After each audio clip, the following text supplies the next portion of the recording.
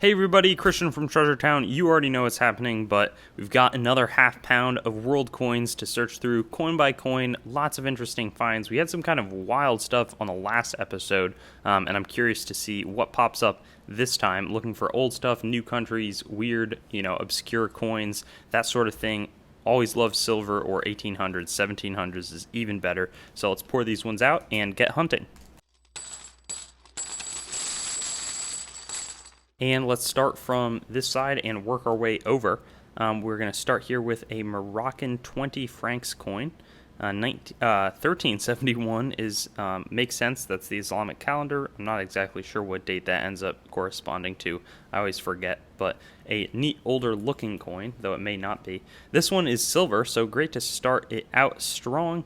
1922 2000 race. I said this a few episodes ago. I like the Brazilian coinage from this era. I just think it's kind of neat. This one is actually kind of circulated, but feels like it toned and then was circulated or something like that. Definitely a nice detailed coin, and I do think that it's either 83.5% silver or some other reasonably high percentage. Emperor of India. This one could be anything. It could, metal wise.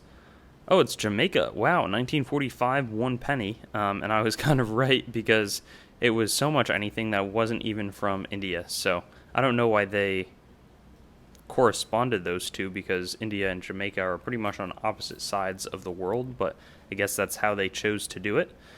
This one is an Elizabeth de Gratia half crown, 1957. So it's got the ER, Elizabeth Roy, the crest. And it's a nice coin. We see this relatively often, though, so it's nothing too wild. This one, I think, is an Ecuador coin, so South American, un sucre, 1964. Yep, there's also the crest, and, it's a good-looking coin. I feel like I've seen this guy on lots of different coins, though, so I'm curious what figure he is, and I should know it, but I haven't taken the time to find out. 1925, that is unexpectedly old. I think this Lietuvos is maybe Lithuania. That would be my best guess. 10 centu. So this is definitely a design that I've never seen before, and that's one of the more fun things about these hunts, is you see designs that you haven't seen. So very interested in that. After that, we have this coin, which I can't quite make out the detail, but maybe it says 1956, something like that, 1954. And I can't tell, or 1959 there. This one probably going to be Egyptian, but it could be anywhere that is an Arabic-speaking country. Then we've got this one, I think also maybe 74, something along those lines. And yeah, it looks proofy, but it's not. I believe it's from Egypt. Maybe it's £1, or maybe 1 Egyptian pound. Not quite sure, though. I know it came up a few episodes ago, but I already forgot. 1 zloty, 1978 from Poland. So that one's aluminum, and it's a pretty inflated currency, so that one does not carry too much value. And it got demonetized since then, I think. 1953, Ireland. Here's a harp coin. Half penny. Oh, that's super cool, with a pig and some piglets, or half penguin. So that's just, I don't know, that's a really cool coin. I feel like Ireland has some of the more creative and interesting designs on their coinage. After that, we have this Colombian one, 50 centavos. On this side, 1959, Libertador Simón Bolívar. So definitely interesting, a cool coin for sure. Again, first time seeing that design. 10 Österreich, 10 Groschen, 1991. That's definitely a frequent flyer. And then this one is an, I believe, Egyptian 25 piastre coin from 1970, I think. And this one is a solid silver. I don't think it's super high percentage, but maybe like 75 or 72% silver. And I think that's the Library of Alexandria. Big hand over a book. Just kind of an interesting and beautiful larger silver coin that probably will end up being my favorite coin from this hunt, unless we find something kind of spectacular.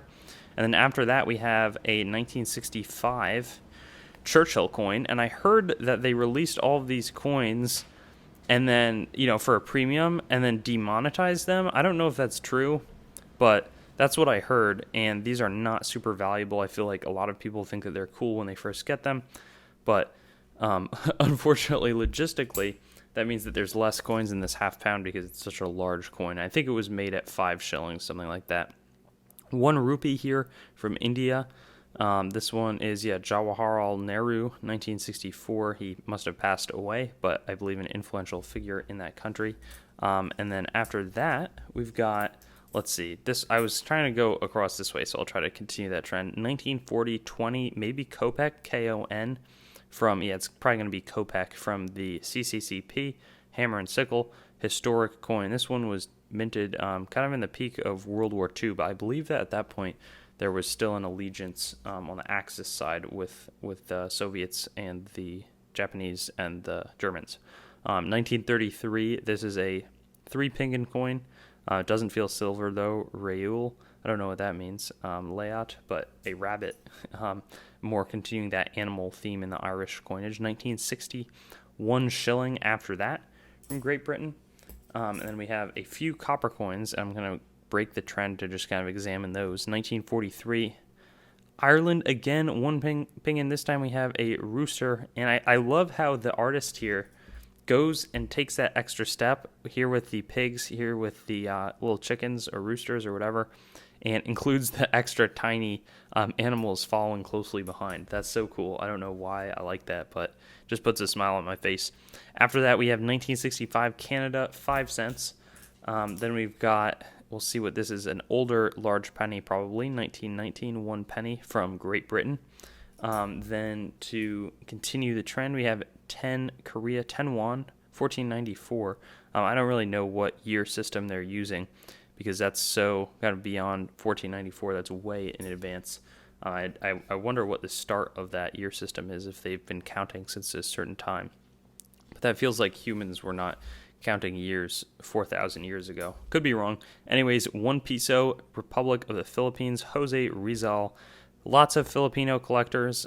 Some watch these videos, some watch just Filipino coin videos. But there's a surprising contingent of collectors from that country, 1982. That one's definitely a well-worn coin, though. And I've been seeing this one, a solid silver coin, 1 floor in 1919. I think it's Great Britain, and I want to say like 1920 or 1921 was when they started doing the 50% silver in Britain.